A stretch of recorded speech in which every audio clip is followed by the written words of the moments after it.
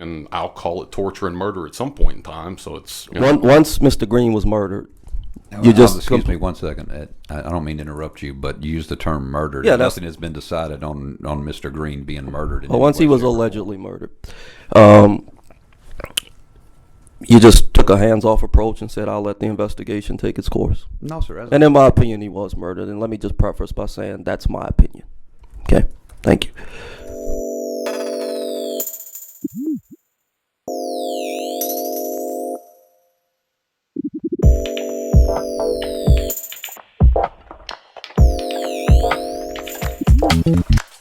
Sergeant Scott Davis. Well, I work at the training academy as the in-service coordinator. And you're still employed at the State Police, is that correct? Yes, sir. That's Sergeant Scott Davis. He is a training instructor. He trains the incoming cadets. Sergeant Davis provided testimony back in March during the special committee concerning Ronald Greene. He is still currently employed by the Louisiana State Police, and I'll be surprised if this time next year he actually has a job. He saw it and called it what it was immediately. It was torture and it was murder. Let's listen in as Sergeant Davis explains how he, as a trainer for the training academy, so he works with the incoming cadets that are aiming to become a Louisiana State Trooper. That is his normal job. But he was also, or is also, a use of force expert. So he doesn't understand. He couldn't explain why it was his duty to view the videos, but he was selected. And he would view the videos and didn't have a clue as to what to do next. There was no policy in place about once a video is viewed, a possible use of force violation. There was no policy in place to state what to do next. This is the game that the Louisiana State Police played. In fact, one of the videos that he viewed, there was Dakota DeMoss. This is prior to the murder of Ronald Greene. There was one video with Dakota DeMoss, who was later involved with killing Ronald Greene. He saw that video. He had no idea who to escalate that to or what to do once he had a concern. Note how he uses a conversation that he had with District Attorney Belton to expose the number one at this point in state police, Lamar Davis, and the number two, Doug Cain. According to Sergeant Scott Davis, he stated that District Attorney Belton told him it was his understanding that Colonel Davis and Lieutenant Doug Cain did not want any of those officers charged. These are the same people that the Department of Justice is depending on for transparency. These are the same individuals who, for 3+ years now, have covered up this murder. In fact, people like this, like Sergeant Davis, who told the truth, they received target letters, official target letters. They are the subjects of investigations. And FYI, the woman that is sitting directly behind him on row 3, seat 1, that is a handler. Now, that's not her official title, but that's what it is. In fact, at some point, she's going to come sit next to him so she can direct him on what he can and cannot answer. The testimony on this day was 7 hours long. Let's listen in as Sergeant Davis explains exactly what happened. Back then, you used to sign off a direct supervisor and then the person's captain and the captain of the training. And none of those three people had reviewed the video, even though it existed. Did you hear that? 3 people didn't view the video. All of them, because policy didn't require supervisors to review video. So I was going to be the one to do that. So you became the official use of force reviewer guy. Yes, sir. I don't really know. I wasn't really given clear instructions on what to do with it. I was reporting to my through my chain of command. So you weren't given a specific supervisor to say, when you find use of force violation or what you think is egregious, contact so-and-so?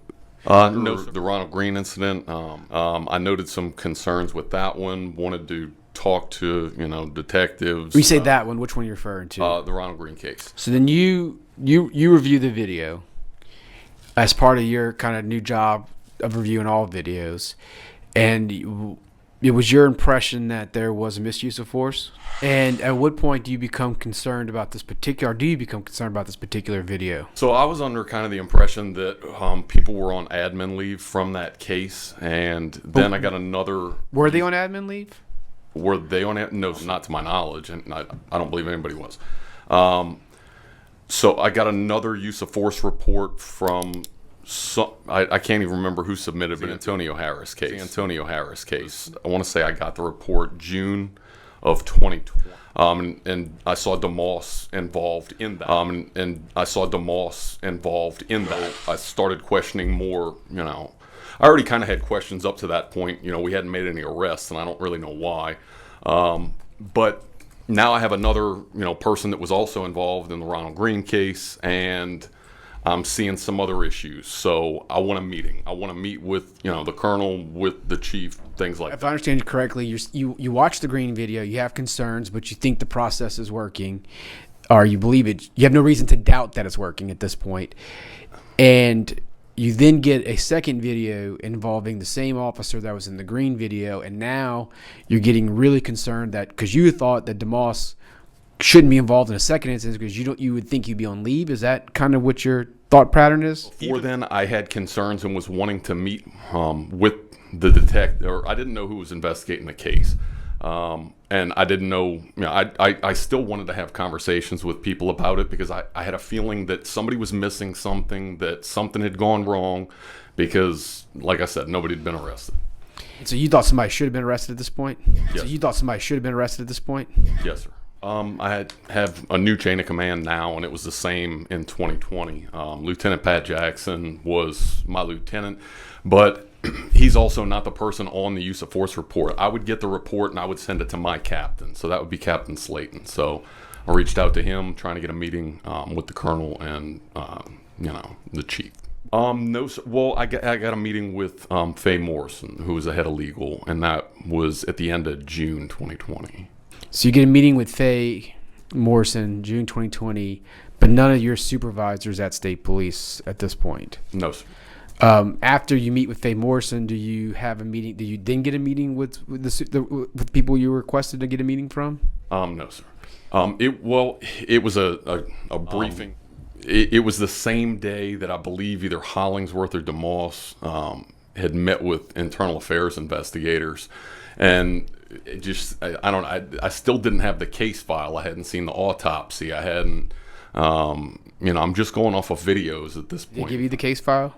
No, it had to be done then. So the current routing for them as it goes to somebody's major who ultimately makes the decision on whether or not the officer's actions violated policy. Does your access to videos get restricted at some point?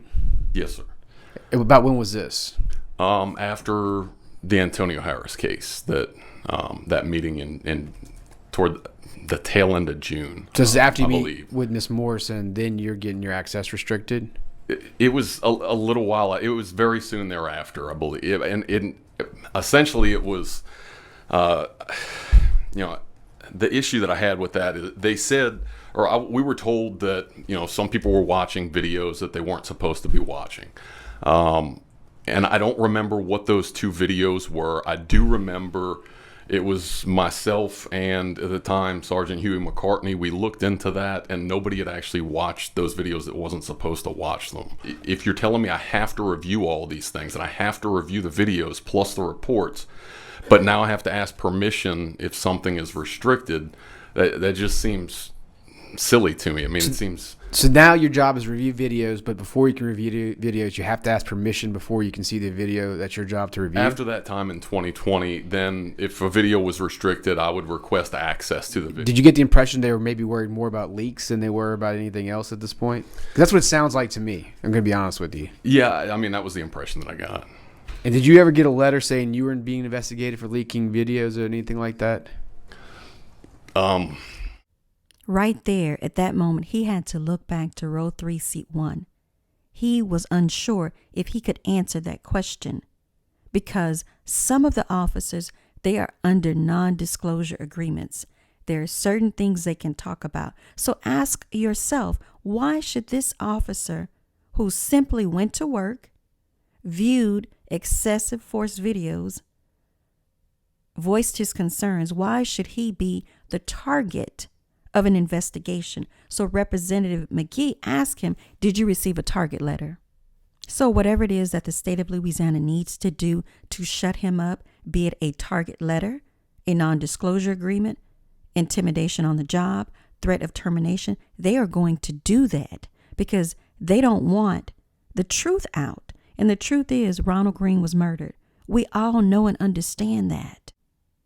But 3 years later, there are no arrests. One of the officers, Chris Hollingsworth, died the very same day he was informed he was going to be fired. He died in a car accident. But the other officers who were there are still 5 or so officers who were on scene that night, including the officer who lied about his body cam footage. None of these officers have been fired or arrested. None of them. So I can't get too excited about the Department of Justice and their announcement about their formal investigation of the Louisiana State Police, because I know that this is going to take some attention off of what happened with Ronald Greene, and it's also going to take many, many more years, I'm sure. So I'm extremely cautious about any excitement about that. Talking about Paxton, to Paxton. So, yes, I did. I spoke to Sergeant Paxton about it, and this was after my command staff briefing. Like I said, at the time back then, in 2020, I had no earthly idea who was even investigating it. I was trying to find that out and have a meeting with them, but I wasn't ever successful with that. Did you talk to Colonel Davis about what you believe was misuse of force? Yes, sir. Have you met with them once or on multiple occasions about that? About the Ronald Greene case, just with him and the Chief of Staff, Cain, and Kenny Van Buren and Captain Robert Hodges. And what was Doug Cain's impression of your opinion of the use of force?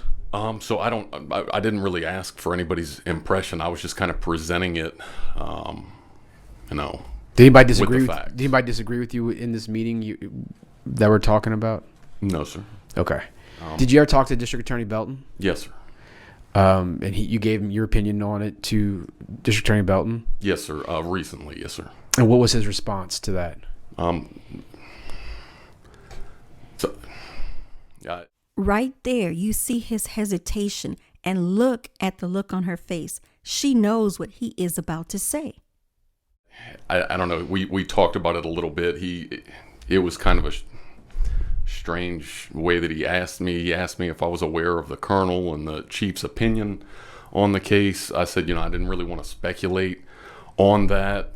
He asked if I would still be willing to answer honestly if it was in opposition to them. And I said, yeah, I'm not going to commit perjury. But I have no earthly idea what was said. I was not in that meeting that they had with District Attorney Belton initially. This was after that fact. So your meeting with Belton is that Colonel Davis and Cain's opinion of the use of force is in opposition to your opinion of the use of force. Based off what Belton's telling you, not based off what Colonel Davis is telling you. Based off of what District Attorney Belton was telling me, yes. Okay.